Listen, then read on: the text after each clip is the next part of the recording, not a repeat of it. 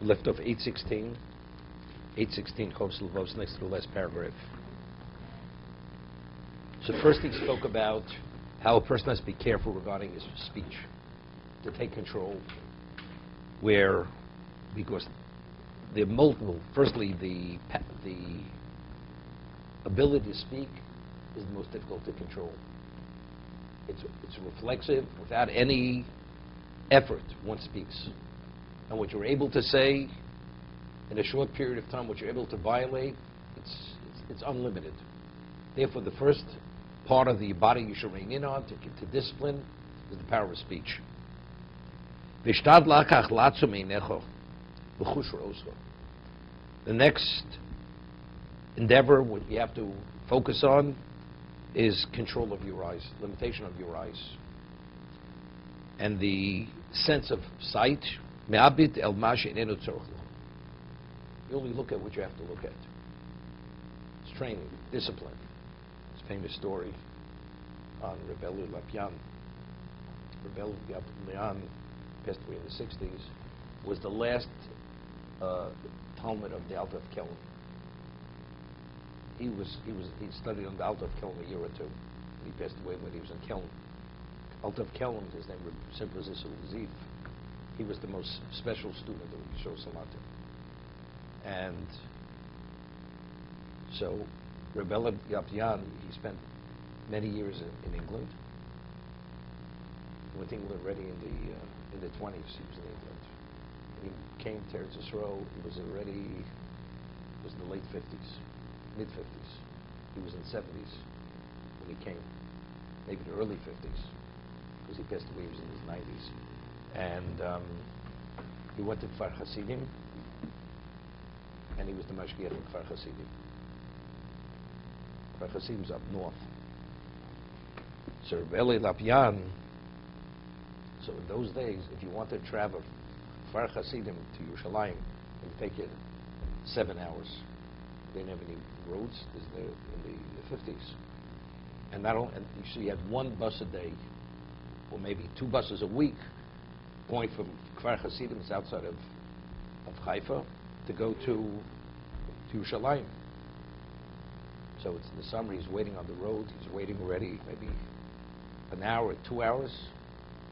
It's hot, and the wind is blowing the dust. Yeah, and he's waiting and waiting. Then he thinks he hears something coming from up the hill, and he turns his head to see, out of curiosity, whether the bus is coming. One of these old buses, you see pictures in the 50s, where they were like from the 30s, those kinds of buses. And he turns his head.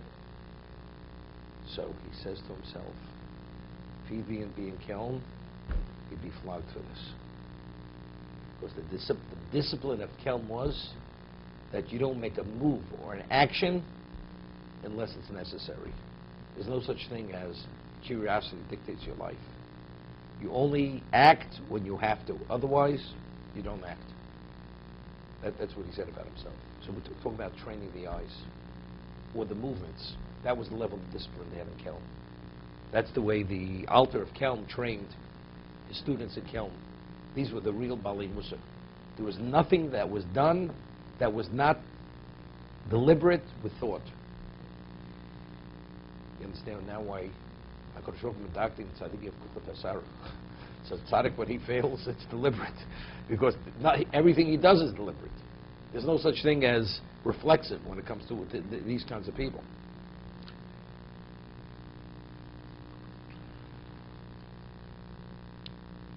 So you should discipline yourself not to look at anything unless it's needed to look at. Or to be distracted, your mind, or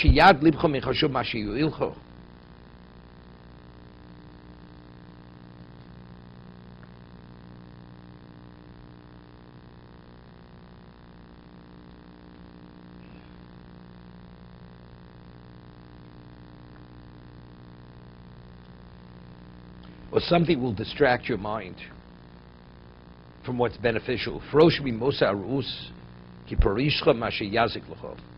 And you should abstain from superfluous looking as if you're removing yourself from something that will harm you, will damage you.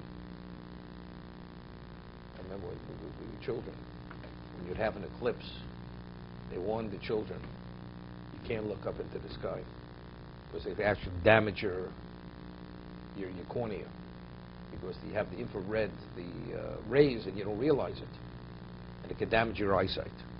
So nobody, kids, you know, they made sure behind the blinds were closed or whatever it was, because if you'd be harmed, your eyesight would be harmed.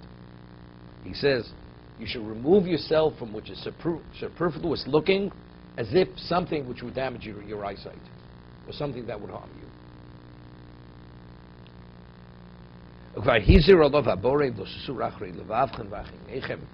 You should not veer after your hearts, after your eyes. Very famous Chazal. The eyes and the heart are the two brokers of sin. You know, as it says, the heart lusts and the eye sees. You lust, so you get a broker. What brokers the deal? The eyes. The eyes go seek out what the heart is lusting. But those are the two brokers of sin. The eyes and the... So therefore, if you control the eyes, so it says, well, why did Yitzchak merit that in his lifetime Hashem referred to himself as okay Yitzchak? So Rashi says because he was blind, he was older, and he was confined to the house. He's kibul mes. He's like a non-living person. So he's not subject to the Yitzhara. So as a result of that, so you see exactly what the power of sight is in terms of just distraction. Even if you look at things that are permitted, but this part of the disciplining process. Remember, once when I was a young boy, went up to West Point, the cadets. I'm not sure in South Africa in the Navy how they do it, but the cadets, when they stand, they look straight. They will not move their eyes. They're trained. I don't tell you what the Army looks like, even West Point. But that was a cadet in West Point. That was the level of discipline they had. They would not move their eye. They looked straight. They would not move their eye in either direction, even if you walked before them. You know, nothing. That's the level of discipline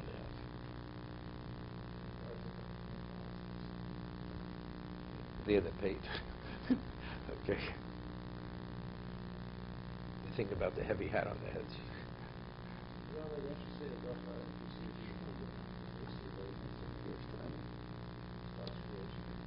Yeah, but it doesn't say you should look for it. No, you don't have to look for it. If you come upon it. Yeah, again. Yeah.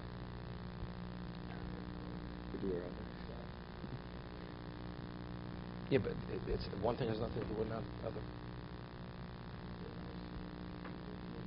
Okay, to be continued.